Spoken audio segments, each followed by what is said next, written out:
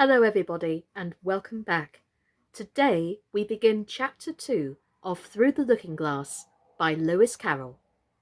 This is called The Garden of Live Flowers. So if you're ready, I'll begin. I should see the garden far better, said Alice to herself, if I could get to the top of that hill. And here's a path that leads straight to it. At least, oh no, it doesn't do that, after going a few yards along the path and turning several sharp corners. But I suppose it will at last. But how curiously it twists. It's more like a corkscrew than a path. Well, this turn goes to the hill, I suppose. No, it doesn't. This goes straight back to the house. Well then, I'll try it the other way. And so she did, wandering up and down and trying turn after turn, but always coming back to the house, do what she would. Indeed, once, when she turned a corner rather more quickly than usual, she ran against it before she could stop herself. Oh, it's no use talking about it, Alice said, looking up at the house and pretending it was arguing with her. I'm not going in again yet. I know I should have to get through the looking-glass again, back into the old room, and there'd be an end to all my adventures. So resolutely, turning her back upon the house, she set out once more down the path, determined to keep straight on until she got to the hill. For a few minutes, all went on well, and she was just saying, I really shall do it this time, when the path gave a sudden twist and shook itself, as she described it afterwards, and the next moment she found herself actually walking in at the door. Oh, it's too bad, she cried. I never saw such a house for getting in the way. Never! However, there was the hill full in sight, so there was nothing to be done but start again.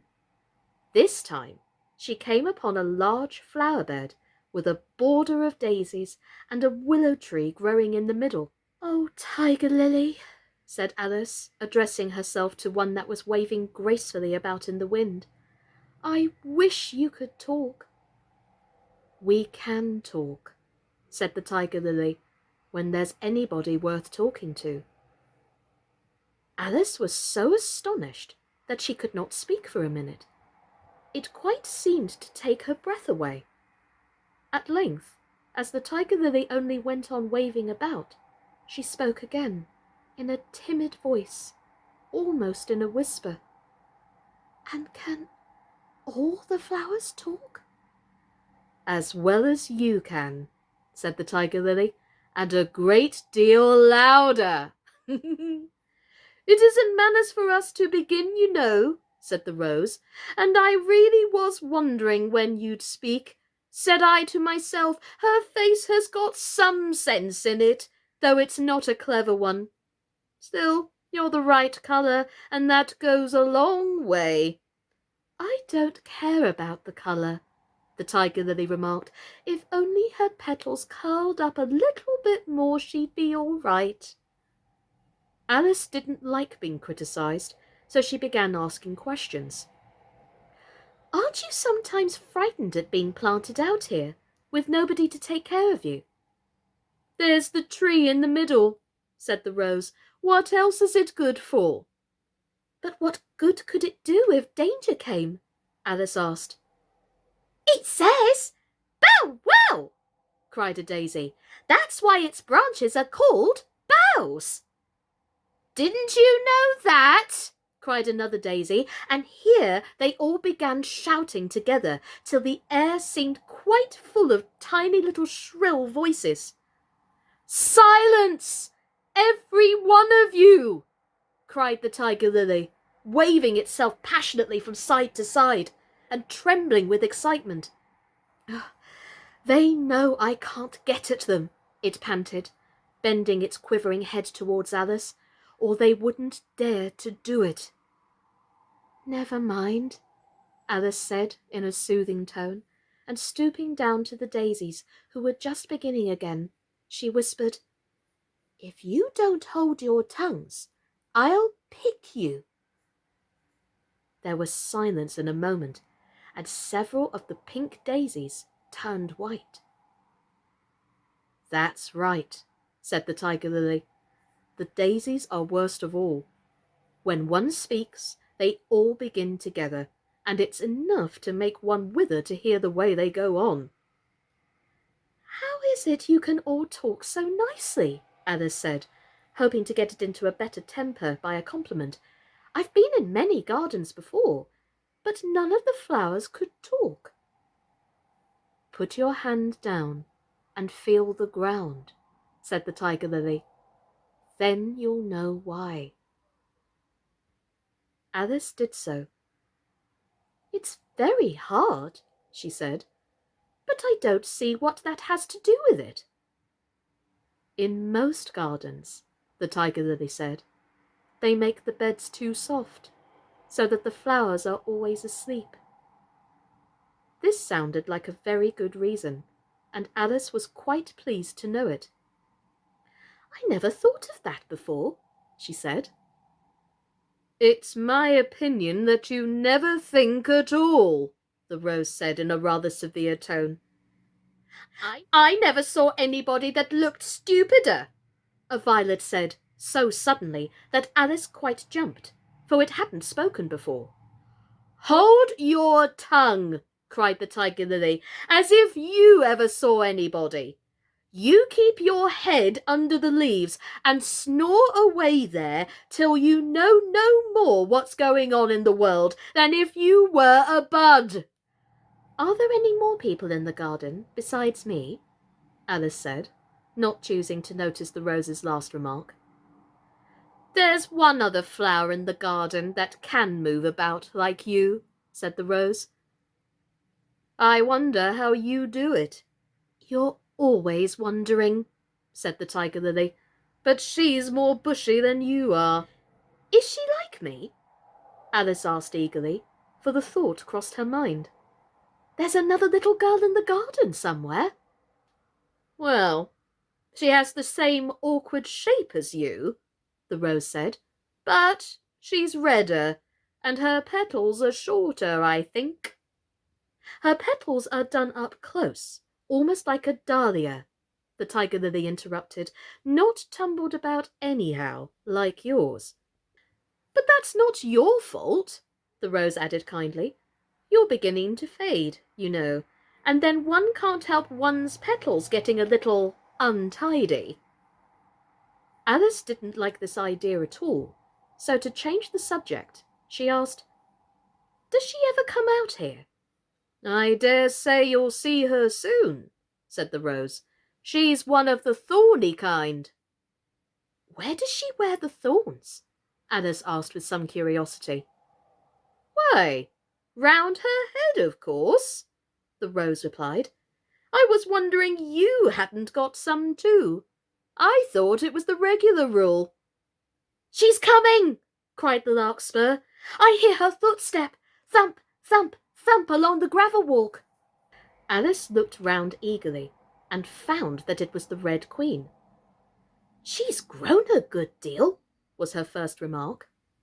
She had indeed. When Alice first found her in the ashes, she had been only 3 inches high, and here she was, half a head taller than Alice herself. "It's the fresh air that does it," said the rose. "Wonderfully fine air it is out here." "I think I'll go and meet her," said Alice, for though the flowers were interesting enough, she felt that it would be far grander to have a talk with a real queen. "Oh, you can't possibly do that," said the rose. "I should advise you to walk the other way." This sounded nonsense to Alice, so she said nothing, but set off at once towards the Red Queen. To her surprise, she lost sight of her in a moment, and found herself walking in at the front door again. A little provoked, she drew back, and after looking everywhere for the Queen, whom she spied out at last a long way off, she thought she would try the plan, this time, of walking in the opposite direction. It succeeded beautifully. She had not been walking a minute before she found herself face to face with the Red Queen, and full in sight of the hill she had been so long aiming at. "Where do you come from?" asked the Red Queen. "And where are you going? Look up, speak nicely, and don't twiddle your fingers all the time." Alice attended to all these directions, and explained, as well as she could, that she had lost her way.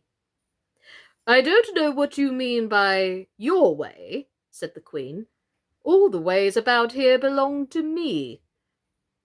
"But why did you come out here at all?" she asked in a kinder tone. "Curtsy while you're thinking what to say. It saves time." Alice wondered at this a little, but she was too much in awe of the Queen to disbelieve it. "I'll try it when I go home," she thought to herself, "the next time I'm a little late for dinner." "It's time for you to answer now," the Queen said, looking at her watch. "Open your mouth a little wider when you speak, and always say, 'Your Majesty.'" "I only wanted to see what the garden was like, Your Majesty." "That's right," said the Queen, patting her on the head, which Alice didn't like at all. "So when you say garden, I've seen gardens, compared with which this would be a wilderness." Alice didn't dare to argue the point, but went on. "And I thought I'd try and find my way to the top of that hill." "When you say hill," the Queen interrupted, "I could show you hills, in comparison with which you'd call that a valley." "No, I shouldn't," said Alice, surprised into contradicting her at last. "A hill can't be a valley, you know. That would be nonsense." The Red Queen shook her head. "You may call it nonsense if you like," she said, "but I've heard nonsense, compared with which that would be as sensible as a dictionary." Alice curtsied again, as she was afraid from the Queen's tone that she was a little offended, and they walked on in silence till they got to the top of the little hill. Well, well, well, ladies and gentlemen, boys and girls. Now Alice and the Queen have got to the top of the hill. I wonder what's going to happen next. Tune in tomorrow for part 2 of chapter 2 of Alice Through the Looking Glass by Lewis Carroll. Take care, everybody. My name's been Sascha Cooper, and stay safe. Bye-bye.